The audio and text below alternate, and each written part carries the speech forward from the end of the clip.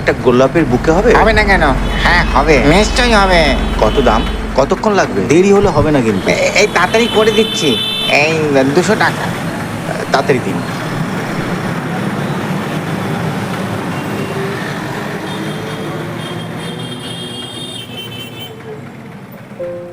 দুর্গাপূজা আসছে। সায়কের আজ প্রথম দেখা তিয়াশার সঙ্গে। তিয়াশা রায় বাংলা প্রথম বর্ষের ছাত্রী। সারল্যে ভরা তিয়াশার দুটো চোখ সায়কের মন ছুঁয়েছিল।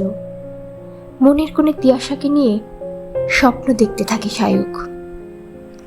তিয়াশার বাড়ি উত্তরপাড়া।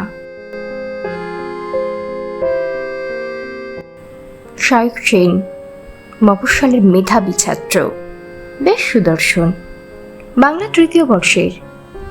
কলকাতায় আসা অনেক স্বপ্ন নিয়ে। গোলাপের তোড়া নিয়ে এগিয়ে চলেছে এক নতুন প্রেমিক। আজ তিয়াশার সাথে প্রথম দেখা। তিয়াশা মিষ্টি একটা মেয়ে, বেশ সুবক্তাও বটে। সব শুনে নিলে হবে? চলুন দেখা যাক সায়ক আর তিয়াশার প্রেম কোন দিকে এগোয়।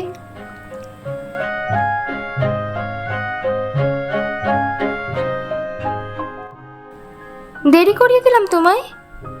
না না, কোনো অসুবিধা নেই। তুমি ব্যস্ত মানুষ। নো চাপ, আসো এখানে একটু বসা যাক।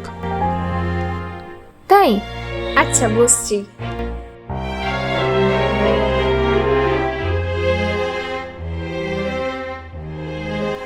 আজ আমি খুব খুশি জানো, আমার কথায় তুমি চলে আসলে। আমিও খুব খুশি তোমার সাথে দেখা হয়ে।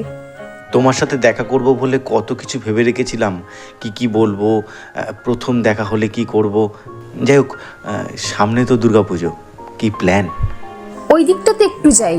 ওদিকে চলো। এই গঙ্গার দিকটা বেশ ভালো লাগে, বলো? হ্যাঁ, তুমি তখন কি বলছিলে? সামনের দুর্গাপুজোয় কি প্ল্যান? শুনবে আমার প্ল্যান? প্রতি বছর আমরা তো কম বেশি নতুন পোশাক কিনি। আচ্ছা, এবছরটা যদি একটু অন্যরকমভাবে পুজোটাকে উপভোগ করি।